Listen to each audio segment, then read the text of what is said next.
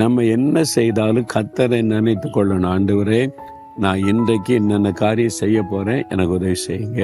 அப்ப ஆண்டவர்ட்ட வழியை ஒப்பு கொடுக்கும் போது அவர் அழகான வழியில நடத்துவார், பாதைகளை செவ்வைப்படுத்தி தருவார்.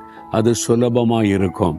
அப்போ நீங்களா ஒரு வழியை தெரிந்து கொண்ட, நான் இதான் படிப்பேன், இங்கதான் படிப்பேன், நான் இதான் செய்வேன், இந்த தான் நடத்துவேன்னு நீங்க செய்யும் போது அதுல பாதிப்புகள் வரும். ஆனா வழிகளை ஆண்டவருக்கு ஒப்பு கொடுத்து உங்களுக்கு பிரியமான வழியில என்ன நடத்துங்கன்னு சொல்லிட்டீங்கன்னா பாதைகளை செவ்வையாக்கி தருவார். இன்னைக்கு யோசித்து பாருங்க, ஏன் இன்றைக்கு கஷ்டப்படுறீங்க?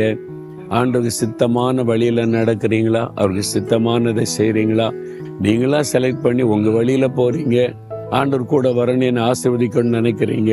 அதனால நீங்க கரடு முரடான பாதையில கஷ்டப்படுறீங்க. அவருக்கு சித்தமான வழியில நடக்க வழிகளை ஒப்பு கொடுத்துட்டீங்கன்னா அதை சுலபமாக்கி தருவார். அப்ப ஆண்டவரை பார்த்து சொல்ல, ஆண்டவரே, என் வழிகளை உமக்கு ஒப்பு கொடு.